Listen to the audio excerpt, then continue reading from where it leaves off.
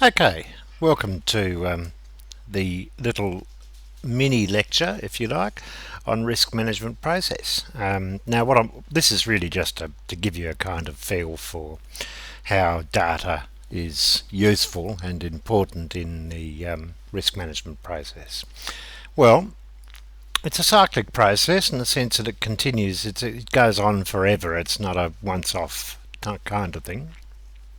Um, The first thing you have to do is identify a hazard, and hazards usually determined as being a situation or process which has the possibility of injury to or sickness of a person. Um, it can, of course, also include injury to property, but we're not really that much interested in property, so it's really we confine it to injury or sickness to person. So the thing about a hazard is that in order to define a hazard, there's a number of different ways you can do it. You can just walk around the factory and have a bit of a look. If it was a factory, or walk around the workplace and have a look at whatever workplace you're doing, and you can identify hazards straight away. You can read articles on hazards, but that becomes data. And in fact, even when you're walking around, you're collecting data. Um, there are. It's really good, I found, to talk to people who are involved in the processes that you're looking at as to what the hazards are. Um, but essentially, all of it's data. Essentially, all of it's data.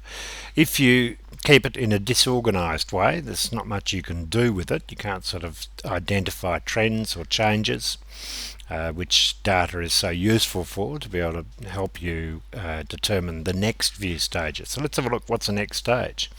Well, the next stage is to prioritise those hazards. Some are obviously really big and worrisome. Others are very minor. Some have long-term outcome problems. Some are very short and straightforward, like putting your fingers in a saw. Others can be long-term problems with uh, heart and uh, sorry, medical problems, like from sitting down too long, for instance. And there's a lot of evidence now coming up that sedentary work practices are actually quite degrading health-wise on workers, but they're over a long period of time, so you've got more time involved in it.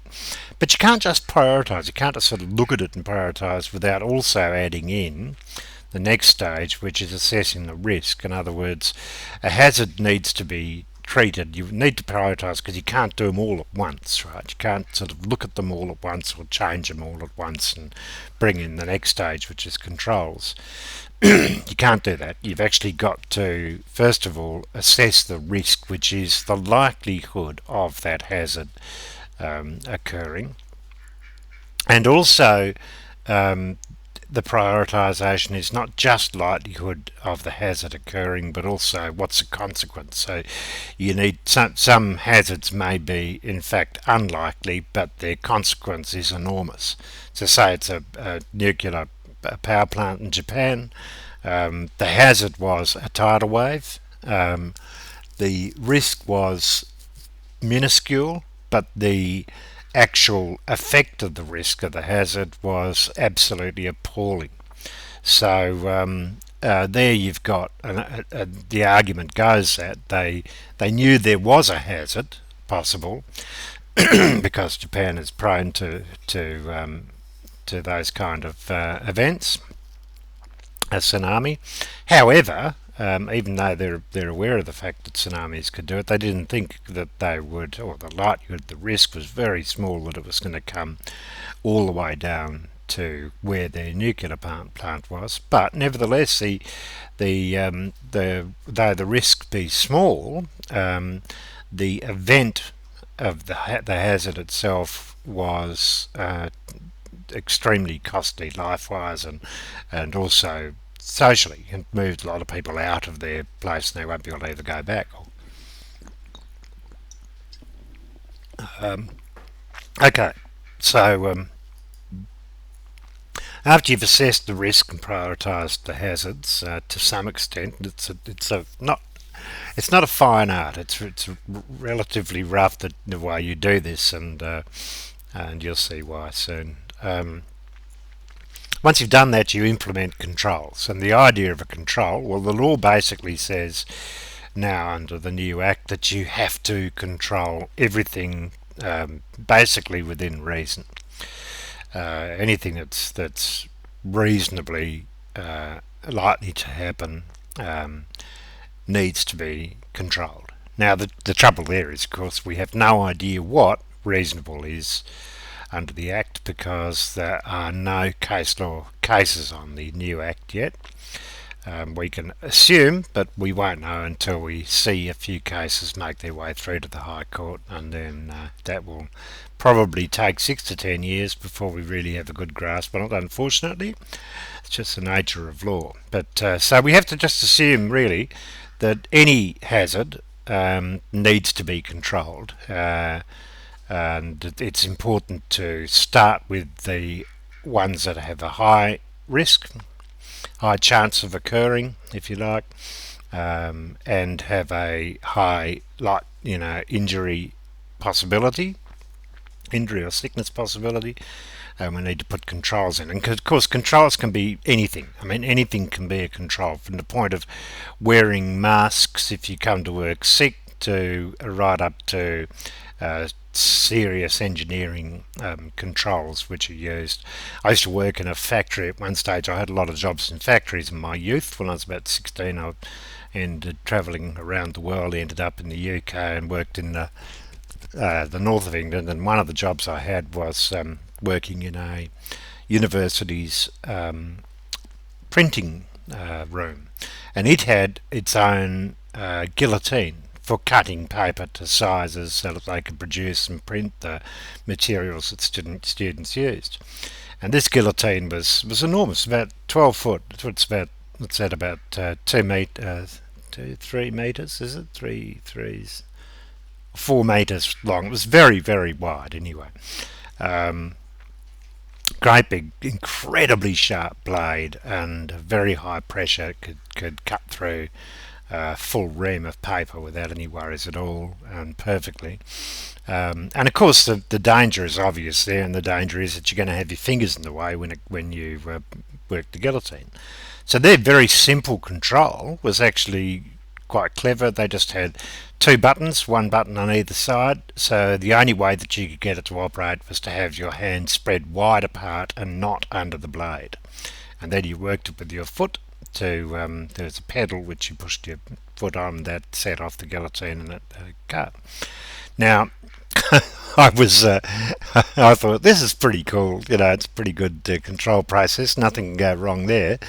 But then I was told by the guy working the guillotine that the last guy who had been on it, that had left because of his injuries, had actually used the guillotine, and when it came to changing the blade, had put his fingers under the blade and then undid the Allen keys which held the blade in, because he had to swap the blades out and get going. They went off to get sharpened.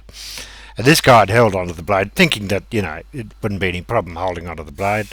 Turns out the blade was a lot heavier than the guy thought, and just the weight of the blade alone took all his fingers off his left hand. I think they sewed him back, I don't know, but pretty awful. But there's something that there was a risk which wasn't identified. It was a hazard. The hazard they knew, but they hadn't assessed the risk properly because they thought the risk had been controlled, but it turned out that the risk hadn't been controlled. Now, that information, getting around to everybody who owns guillotines, or changing a process totally so that when it comes to taking the blade out, there are very special protectors that go down or whatever that takes the blade out or down carefully, whatever it is you can use, even steel mesh gloves, whatever. There are a number of different ways you can imagine of controlling it, and that was very important in the control process. Once you've controlled, you need to then go back and you start reviewing everything, and the review takes you back to identifying hazards again, and the process cycles through on a constant basis, never stopping. Never ending process it is. Now, Obviously, there's data available in identifying hazards. One of them is the Australian standards, which for picking up injuries and illness in factories, and that one's a fairly broad kind of definition of things that you can look for, but it doesn't really deal or identify particular hazards of particular businesses. There are, however, codes of practice which do give you or do identify hazards for specific industries and do address those hazards and give you some idea of how to prioritise them and the assessment of the risk and what control measures are useful and what people have put in. So you use that. That's really all data. It's all data that's coming in from those sources, the codes of practice, the looking at the way it is we measure and look at hazards in other industries sometimes can give you a sort of feel for it too. I personally think that the best method of defining hazards first up is to talk to the people who are working using the equipment or doing the process themselves. Um, you often get a very clear understanding of hazards because there's a lot of near misses that never get reported. In fact, there might be. I have no idea what the data is on near misses, but I would imagine it would be large, where something happens and people don't bother to report it. And they just sort of think, "Geez, I won't do that again." But it's lost to our data if that's the case. So first of all, you need to, at least in identifying hazards, look and see what variables people use in their hazard identification formwork. Look at if you can get hold of the company's history of accidents and illness. That will give you a large amount of data which you can sift through to get an idea of what kind of variables. But don't get stuck on the variables that are generally used across the industry. Reason being that, although if you want to benchmark, you've got to benchmark to the similar variables that everybody else uses. That's true. But the trouble is with that the benchmarking and the process of hazard identification will never get any better if we don't actually apply our own imagination into it as well. They've all grown up out of that process through hazard identification, and codes of practice change as time goes on. Quite how they change and how they get added to is beyond me, but there'll be some committee process, no doubt. Um, but have a look at those, and that gives you the data that comes in there. In terms of prioritising and the assessment of risk, data comes up again, because to assess a risk, you need to know how likely it is it's going to happen. So if you're worried, for instance, you're dealing with particular machinery that is on a production line, say, and you look at it and say, well, it's always possible that you'll get strains, for instance, that occur to right or right arm people end up with right arm strains from lifting or bad or back problems, or maybe it's breathing in hazardous chemicals, because they're not properly contained or not looked after properly. There's a whole bunch of those kind of things that you can find in risk assessment charting, which are more variables, and you've got to think about what the variables are, and you can prioritise using those, because you can look at it and say, well, look, there is this hazard, there may be 10 major hazards I'm looking at. They've each got they're each sort of thought, broken into groups or whatever, into single statements like strains and strains and sort of musculature strains, if you like, penetration injuries. You can think of how you might want to put them. They're generally laid out in the Australian standard on. I've forgotten what it's called now, the OS 1885 or something like that.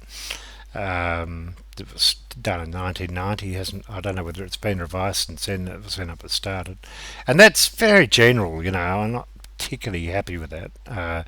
But for benchmarking with industry, it's not too bad.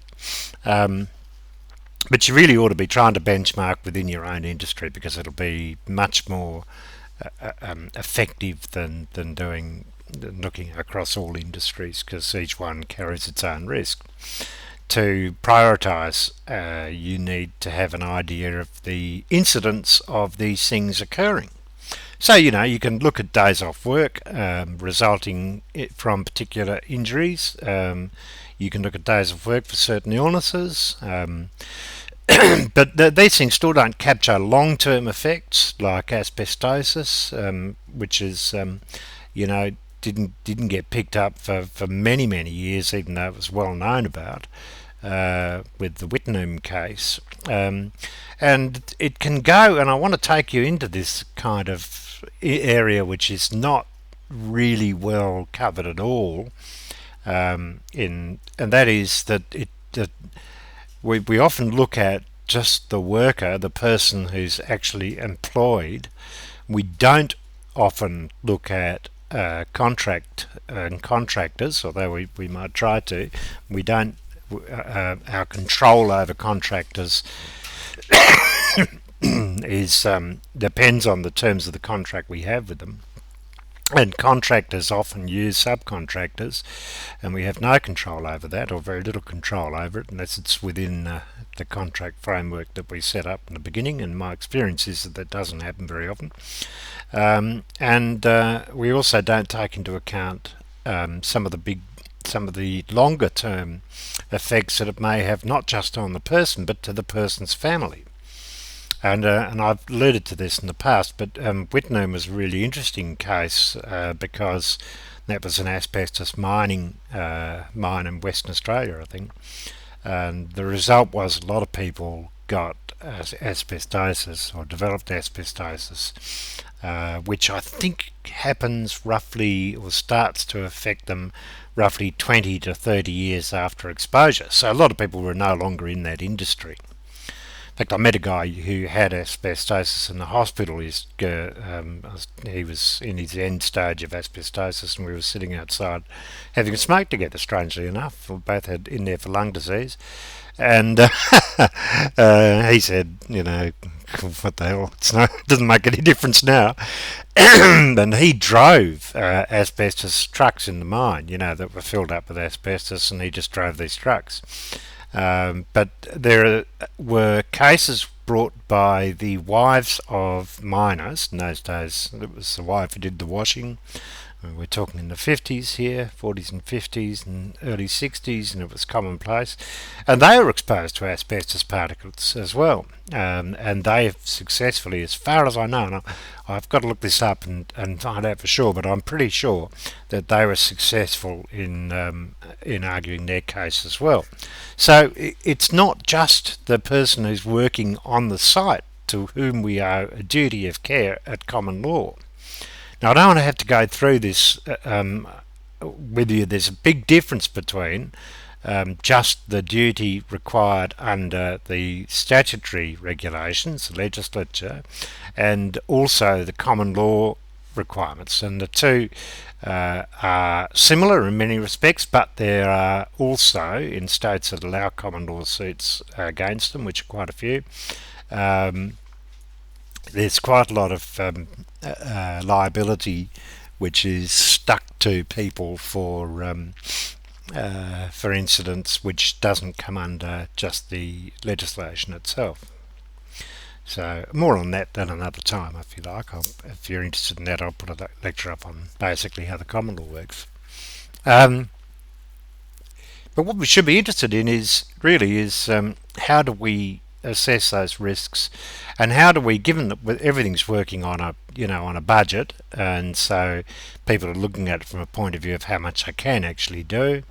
Obviously, ultimately, you could produce a machine in a production line context that was impossible to injure anyone or anything at any time, but it may not be feasible cost-wise to do it. There's big argument in farming. There was a case recently where a guy was driving a four-wheel drive down the road, and he lost control, went off the road. This is in the farming context, and sued for liability, saying that the farmer had, had an unsafe workplace.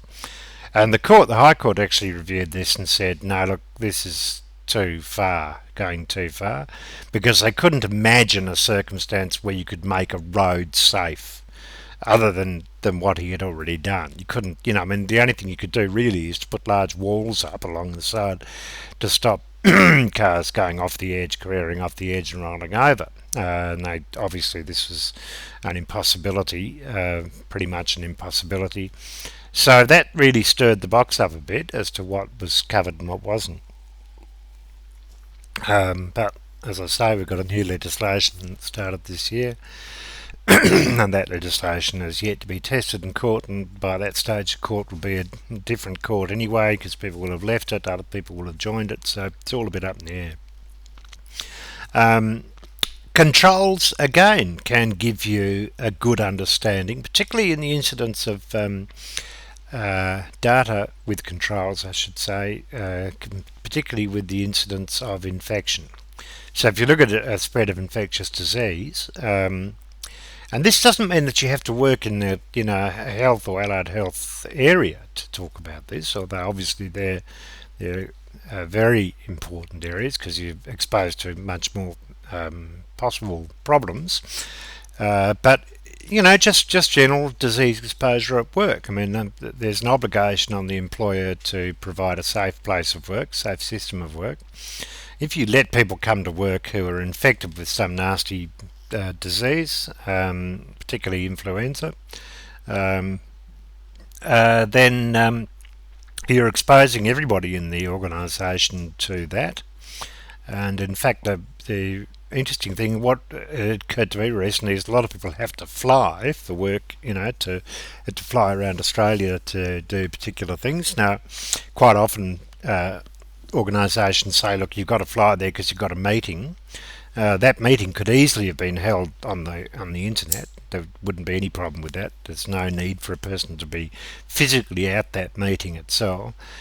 Flying has a substantial risk of cross-infection from people who are in it, and in fact, if a person vomits on a plane, there's a 70% chance of everybody on the plane being exposed to the virus that the person expels when they vomit. So if they've got H3N2, which is the seasonal flu, and they vomit into their bag, that vomitus aerosol goes right the way through the plane, and I have it on the best of advice from a professor in virology at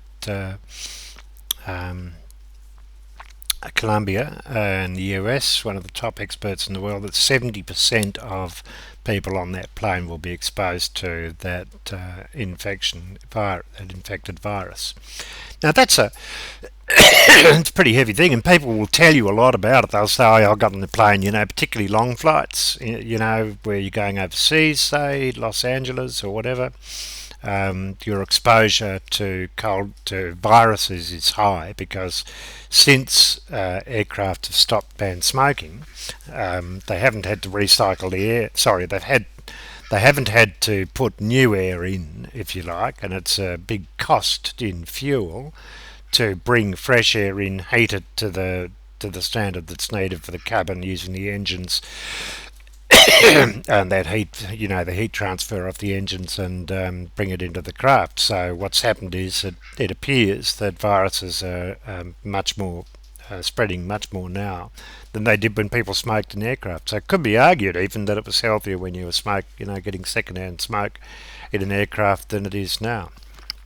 As I've said before, pardon me, I'm very interested in in influenza, particularly seasonal influenza, and its effects on people, and this is one of them. That it may be that a person flying or allowing a person to come to work with flu-like symptoms, and allowing them to remain in the workforce in an air-conditioned environment is in fact in breach of the Act. In fact, I would say legally it's definitely in breach of the Act, but there have been no cases yet that I've seen.